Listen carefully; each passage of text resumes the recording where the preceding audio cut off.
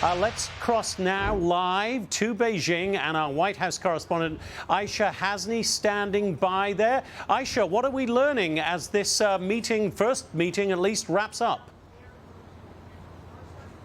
Hey, Jonathan. Well, as you put it, there are quite a few people in this delegation and quite a lot of topics to talk about, which is why it is no surprise that this bilateral went over schedule. It went very long, and China is already out now with a statement, several statements, in which they say that President Xi told Trump trade wars have no winners. Trade teams produced, quote, generally balanced and positive outcomes. We don't know exactly what that means. And then this one just came out sort of as expected on Taiwan.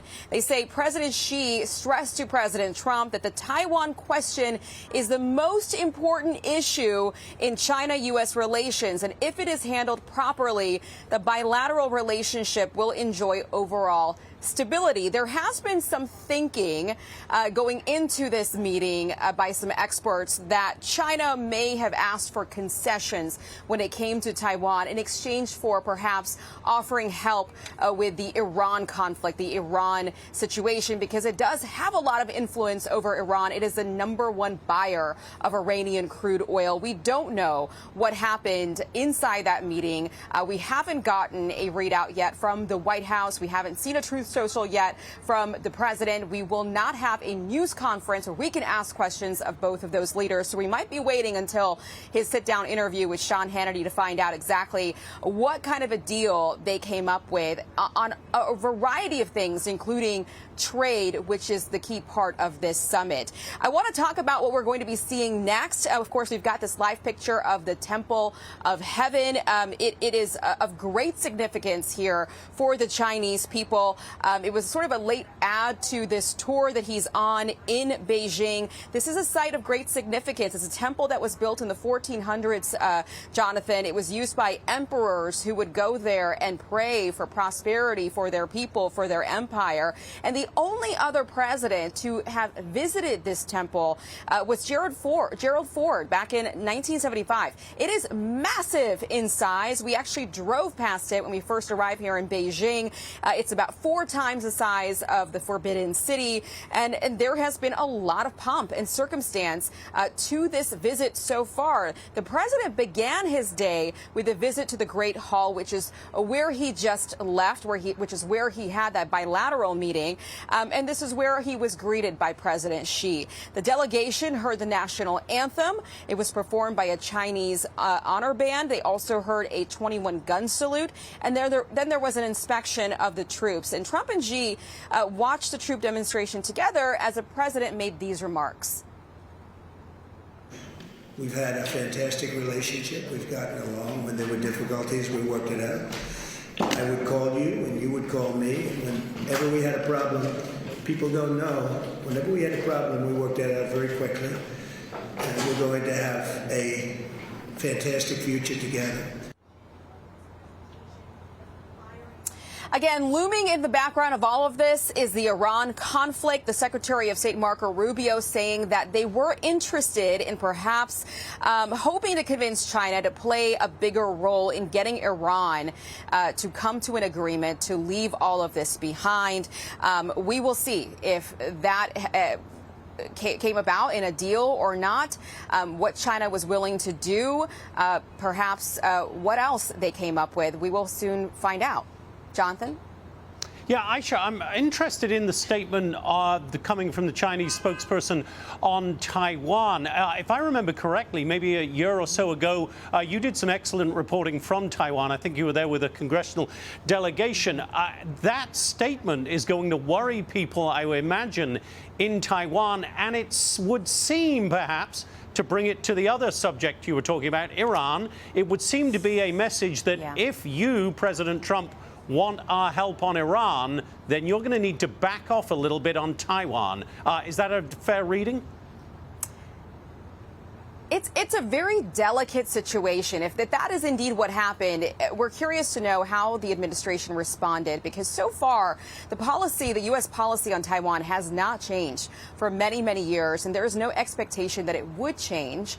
We know that the administration was at least open to hearing what she had to say, what the Chinese had to say about it. But it wasn't clear or it wasn't obvious that they were going to change the policy in any way.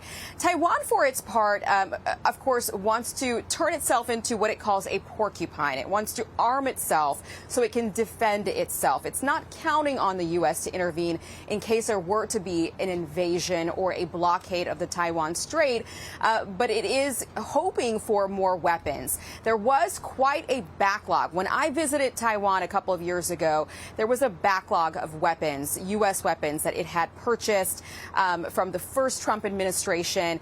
They were, I'm told now, finally able to get those weapons that they had purchased back in that administration.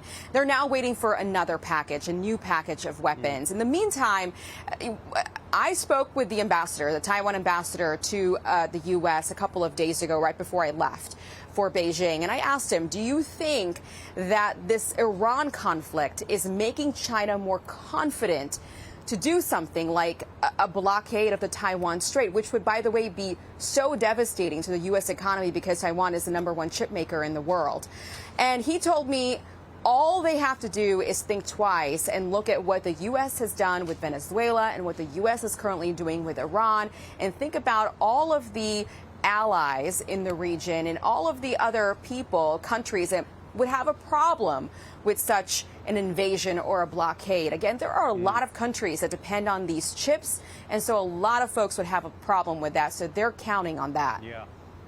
And as we talk to you and listen to that fascinating breakdown and information on Taiwan, we are watching President Trump now at, I believe, the Temple of Heaven. There are some cameras around him. The live pool camera seems to be some distance away, so we're not able to hear anything that might be being said there.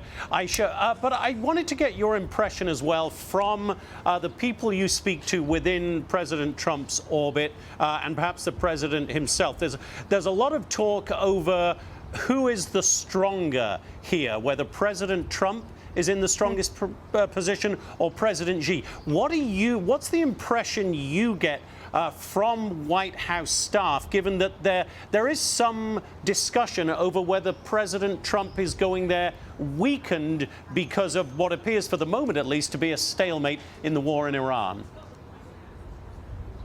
Well, the White House certainly doesn't think that the president is walking into this in a weak position. In fact, the president, before he left the White House and departed for Beijing, told reporters that it was China that had everything to lose with the Strait of Hormuz being closed and everything to gain with it being reopened because it is such a big buyer of Iranian crude oil, way more than any other country. And by the way, as we watch these pictures, and I'm not able to see them, so you'll have to tell me, you remember the bilateral going very long. It makes sense because that was really the only time that these two leaders had one-on-one to speak to each other. I mean, before they're speaking by phone, they're speaking through intermediaries, and the rest of the time they're doing this tour in public view with cameras on them, so they're not really able to talk the way that they would want to. So that bilateral going long makes a lot of sense because that was probably the only time they could say what they wanted to say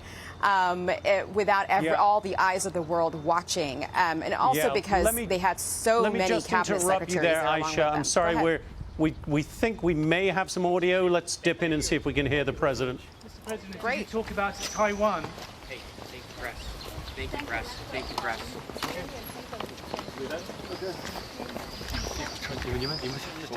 Did you talk about Taiwan? It was not answered. Both men turned away. Aishah, we are so grateful to have you there. If you could stand by with us. Be sure to like and subscribe for all the Fox News latest on YouTube and catch full shows streaming now on Fox One.